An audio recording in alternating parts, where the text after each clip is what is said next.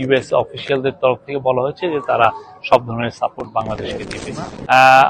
New ইয়র্কের time 3টার সময় উনি জন এফ কেনেডি এয়ারপোর্টে আসেন। আসার পরে সেখানে থেকে আমরা এখানে আসতে আসতে বেশ আমরা বলবো যে প্রায় 4:45টার দিকে আমরা হোটেলে আসি।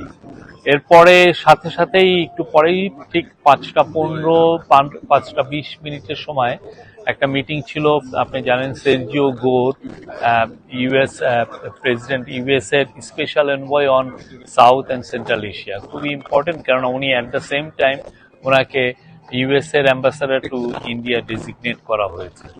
তো ওনার সাথে একটা মিটিং হয়। মিটিং এর পরপরই উনি চলে গিয়েছিলেন হচ্ছে ইউএনএ আজকে একটা সোশ্যাল বিজনেসের উপরে একটা বড় হাই লেভেল মিটিং ছিল। সেখানে উনি একটা বক্তৃতা প্রদান করেন। সেই বক্তৃতার কপি আমরা আপনাদেরকে শেয়ার করব।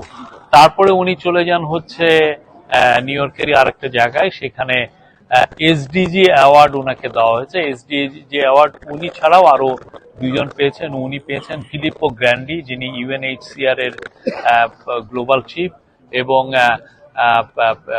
ডাব্লিউটিওর যিনি প্রধান চিফ ইনগোজি ইউয়েলা, যিনি নাইজেরিয়ান, উনি পেয়েছেন। এই তিনজনকে দেওয়া হয়েছে। সেইখানে ওনার যদি বক্তৃতা থাকে আমরা আপনাদের সাথে শেয়ার করবো। এটা এখনো চলছে।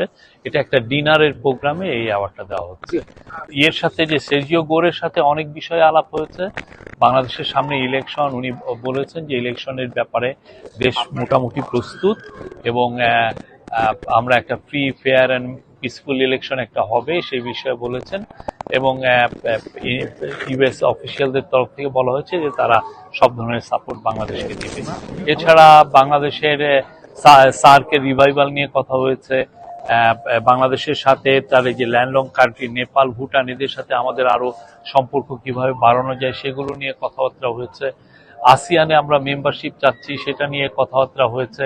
ইউএস এর সাথে যে আমাদের ট্রেডের যে সম্পর্ক, ইউএসটিআর এর সাথে যে আপনারা জানেন কিছুদিন আগে যে রেসিপ্রোকাল ট্যারিফ নিয়ে যেটা একটা চুক্তি হলো, ডিসিশন হলো, সেটা নিয়ে কথা হয়েছে। এছাড়া বাংলাদেশের সাথে উনি খুবই ট্রাম্পের খুব কাছের একজন মানুষ। উনি বলেছেন যে এই যে অনেক বিষয় নিয়ে উনি সরাসরি তার বস অর্থাৎ ডোনাল্ড ট্রাম্পের সাথে কথা বলবেন।